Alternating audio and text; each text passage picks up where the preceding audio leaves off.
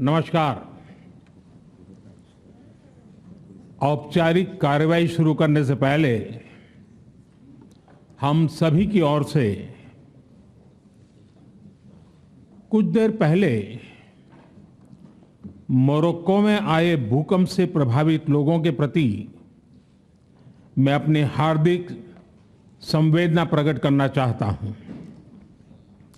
हम प्रार्थना करते हैं कि सभी इंजर्ड लोग शीघ्र स्वस्थ हो। इस कठिन समय में पूरा विश्व समुदाय मोरक्को के साथ है और हम उन्हें हर संभव सहायता पहुंचाने के लिए तैयार हैं।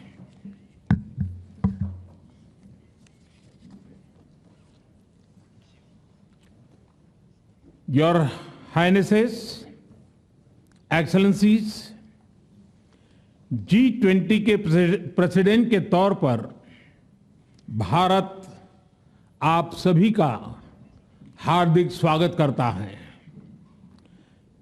इस समय जिस स्थान पर हम एकत्रित हैं, यहां से कुछ ही किलोमीटर के फासले पर लगभग 2500 साल पुराना एक स्तंभ लगा हुआ है।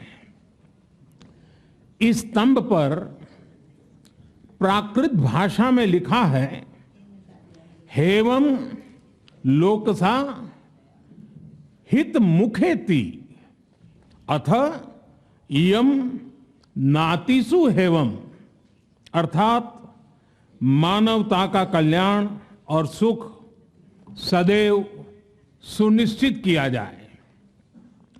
2500 साल पहले भारत की भूमि ने यह संदेश पूरे विश्व को दिया था।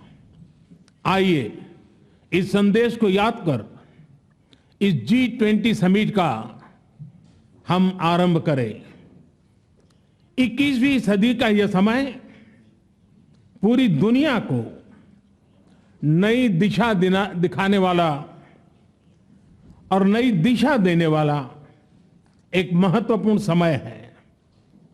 ये वो समय है जब बरसों पुरानी चुनौतियां हमसे नए समाधान मांग रही हैं और इसलिए हमें ह्यूमन सेंट्रिक अप्रोच के साथ अपने हर दायित्व को निभाते हुए ही आगे बढ़ना है। फ्रेंड्स, कोविड-19 के बाद विश्व में एक बहुत बड़ा संकट विश्वास के अभाव का आया है। युद्ध ने इस ट्रस्ट डेफिसिट को और गहरा किया है। जब हम कोविड को हरा सकते हैं तो हम आपसी विश्वास पर आए इस संकट पर भी विजय प्राप्त कर सकते हैं। आज G20 के प्रेसिडेंट के तौर पर भारत पूरी दुनिया का आह्वान करता है कि हम मिलकर सबसे पहले इस ग्लोबल ट्रस्ट डेफिसिट को एक विश्वास, एक भरोसे में बदलें। यह हम सभी के साथ मिलकर चलने का समय है और इसलिए सबका साथ, सबका विकास, सबका विश्वास, सबका प्रयास का मंत्र हम सभी के लिए एक पथ प्रदर्शक बन सकता है।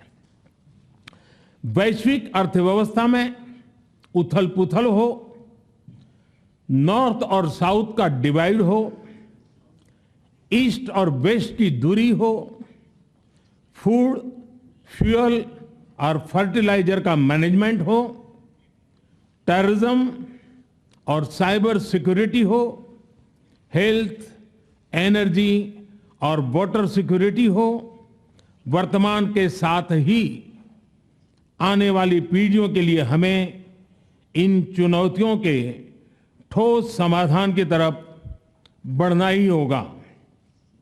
फ्रेंड्स, भारत की G20 प्रेसिडेंसी देश के भीतर और देश के बाहर इंक्लूजन का, सबका साथ का प्रतीक बन गई है। भारत में ये पीपल्स G20 बन गया। करोड़ों भारतीय इससे जुड़े। देश के 60 से ज्यादा शहरों में 200 से ज्यादा अधिक बैठकें हुई। सबका साथ की भावना से ही भारत ने प्रस्ताव रखा था कि अफ्रीकन यूनियन को G20 की स्थायी सदस्यता दी जाए। मेरा विश्वास है कि इस प्रस्ताव पर हम सबकी सहमति है।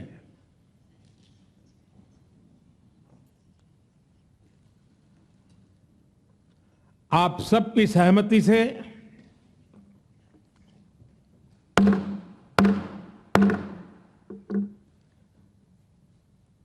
आगे की कार्रवाई शुरू करने से पहले मैं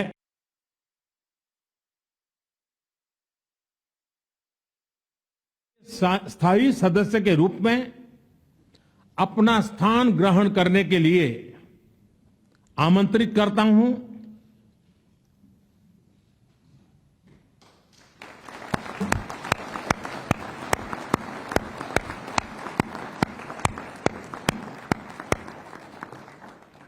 excellency,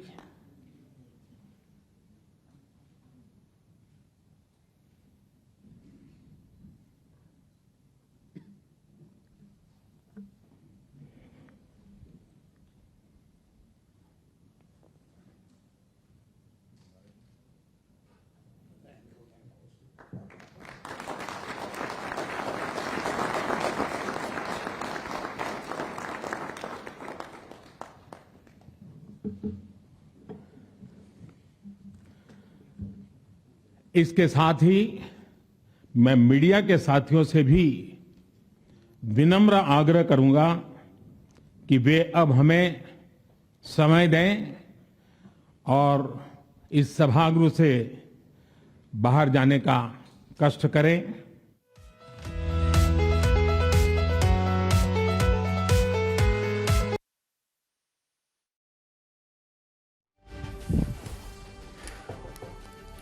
All right, that was the inaugural statement by Prime Minister Modi making that big announcement that African Union has become full member of G20, with External Affairs Minister Dr. S. Jaishankar going to the African Union President and walking him to the chair. Prime Minister Modi giving him a hug. The Comoros President, who is also the chair of African Union. And now G20 is 19 plus 1 plus 1, which is 19 countries plus the European Union plus the African Union. The Global South firmly and fully represented now in the grouping after India batted strongly, with the proposal of Prime Minister Modi having written to all the member country heads of state that African Union this year should be made full member of G20. That's a big diplomatic win coming in for India ahead of the joint communique and ahead of the sessions of the G20 summit. On the one side, you are seeing pictures of the leaders having been welcomed by the Prime Minister. On the other, Prime Minister's opening comments in the plenary, the session one, which is One Earth. Prime Minister also said that there is a global trust deficit that the world needs to address, and which can be done with Sabka saath, Sabka Vishwas, Sabka prayas, the Prime Minister's slogan for India. The Prime Minister also began, in fact, by condoling the deaths in the Morocco earthquake and to be with the suffering, those who are suffering there. Then Prime Minister said, quoted from an archaeological monument in Delhi, and said that let's start G20 with the thought that we have to work for Manavta Ka Kalyan, which is welfare of humanity.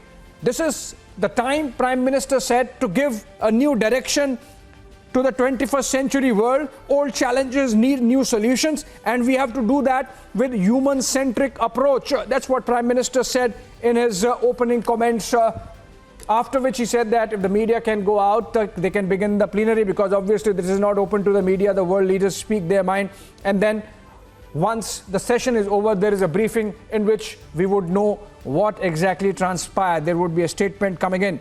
So G20 Leaders Summit officially beginning with Prime Minister first mentioning the Morocco earthquake and the loss of life and property there, and for everyone to be standing by them in their hour of suffering, and announcing that the African Union is now a full member with consensus and unanimity, and African Union occupying the place designated for them as full member of G20 now. It was India's initiative, Prime Minister Modi's initiative, that has made African Union full member of G20, making G20 a truly representative body of the global north and the global south. Remember, there was always this difficulty in dialogue between the global north, which is the developed world, and the global south, which is the underdeveloped, developing, least developed world, and India acting as a bridge. In fact, it's incidental that the troika of G20, Indonesia, India and Brazil, even if not geographically located down south of equator, are part of the global south in terms of their development parameters and development journey. So now African Union full member of G20, Prime Minister announcing that, External Affairs Minister Dr. S. Jaishankar hand-holding, walking the African Union President to his chair. Before that, Prime Minister getting up and hugging him, welcoming him. And that's a big diplomatic win for India, about which we'll keep talking about. I'm told that our reporters and anchors are up and live. In fact, Swesha is at the Bharat